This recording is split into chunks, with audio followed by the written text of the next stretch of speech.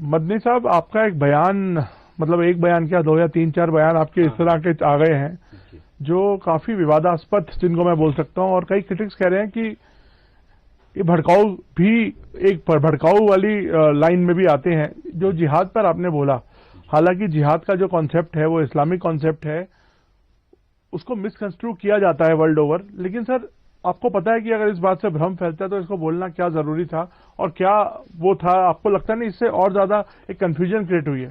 ہاں، یہ بات ٹھیک ہے کہ کنفیوژن کریٹ ہو گئی ہے، لیکن جب آپ اس کو پورے کو دیکھیں گے تو آپ مس انڈرسٹینڈ نہیں ہوں گے.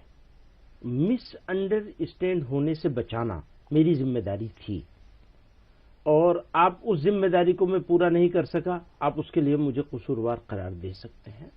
لیکن اگر آپ پورا بیان دیکھیں گے تو تین باتیں کہی گئی ہیں. ایک تو یہ کہ انڈیا میں اس جہاد کو، جہاد کے کئی معنی ہوتے ہیں. مثلا خود نبی صلی اللہ علیہ وسلم نے فرمایا جہاد اصغر سے جہاد اکبر کی طرف چلو. اکبر یعنی سب سے بڑا جہاد. سب سے بڑا جہاد کیا ہے؟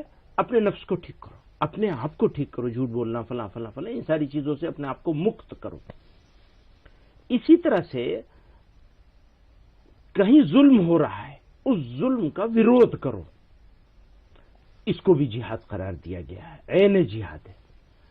تو ہم اپنے پچھلے، آپ جانتے ہیں ہمارا ٹریک ریکارڈ، بالکل، میں وہی حیران ہوں. ہاں 30 سال سے ہم ایک کام کر رہے ہیں. جب سے میں نے اس آرگنائزیشن میں انٹری کی ایک چھوٹے سے سیکریٹری کی حیثیت سے، تب سے ایک مشن بنایا ہے کہ یہ جو ٹیررسٹ لوگ جہاد کا یوز کرتے ہیں، اسلامک ٹرمینولوجی کا یوز کرتے ہیں اور فساد پھیلاتے ہیں، اس کو کیسے ایکسپوز کیا جائے اور اس کے خلاف اسلامک